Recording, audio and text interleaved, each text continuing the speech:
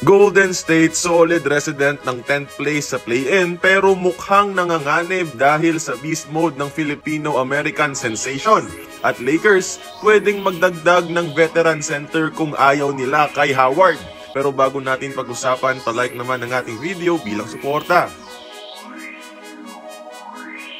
Teritoryo ng Lakers at Golden State ang 9th at 10th place sa standings para sa play-ins at di naman nagkakalayo ang kanilang record.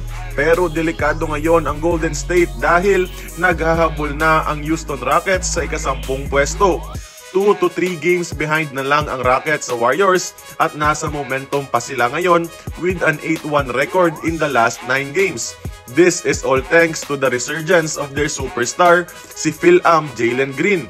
This season, underwhelming against expectations si Jalen.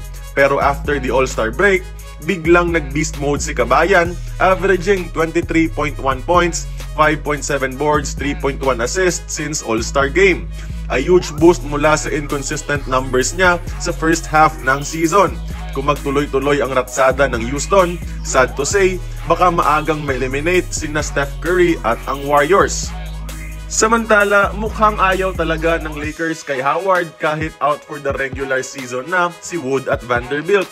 Kung ayaw nila, available pa naman si Serge Ibaka sa free agency. Pwede to kahit 10-day contracts lang, then subject to evaluation lang after ng regular season. Serviceable pa rin naman si Ibaka. Nasa EuroLeague ngayon at isa sa mga MVP caliber players doon. Best asset is defense, especially ang rim protection. Isa pa rin sa solid rebounders available sa free agency kahit may edad na. At mahigit sa lahat, kayang mag-stretch ng sahig. May championship pedigree at fit ang playstyle sa tinatakbo ngayon ng Los Angeles Lakers.